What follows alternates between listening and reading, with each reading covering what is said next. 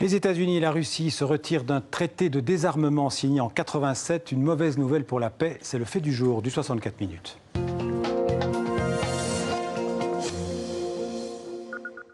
Et aujourd'hui, les États-Unis et la Russie s'accusent mutuellement d'être responsables de la mort de ce traité INF, à savoir un traité qui interdisait le déploiement de missiles à capacité nucléaire de portée intermédiaire de 500 à 5500 km. Il y a quelques mois, les États-Unis avaient accusé la Russie de déployer un nouveau missile en Europe en violation de ce traité. Moscou affirme que ce missile ne porte qu'à 480 km et pas 500. Cet après-midi, les États-Unis se sont retirés du traité et immédiatement suivis par la Russie qui parle d'une grave erreur américaine.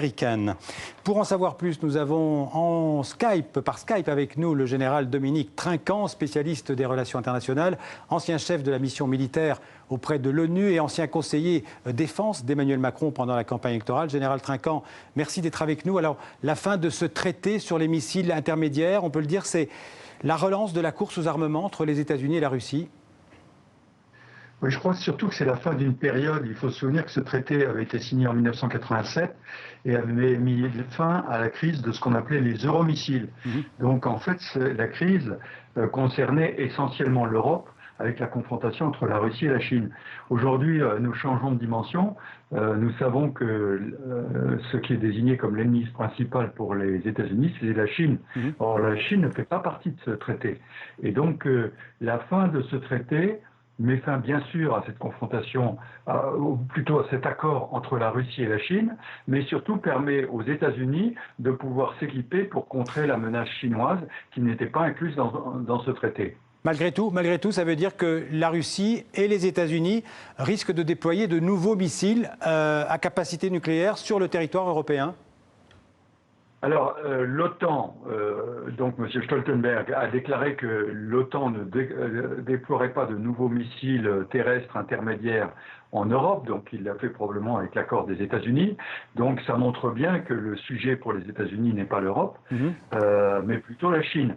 En revanche, effectivement, les Russes pourront avoir des missiles intermédiaires, et dans ce cas-là, l'Europe, si elle ne déploie pas de missiles intermédiaires, doit en revanche peut-être déployer un système de protection, d'où le problème du bouclier antimissile dont on avait beaucoup parlé ces dernières années.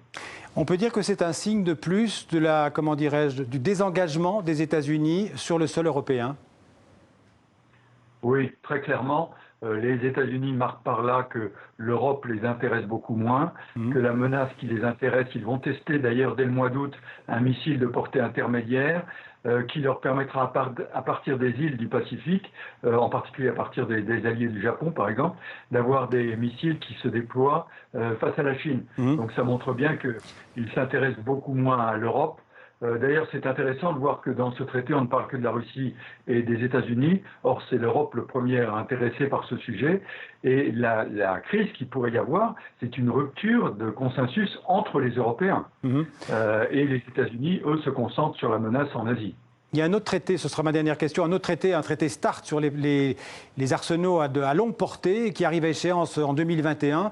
Il pourrait disparaître là aussi avec tous les risques d'une mise en place d'une nouvelle génération de missiles et d'une course aux armements à nouveau.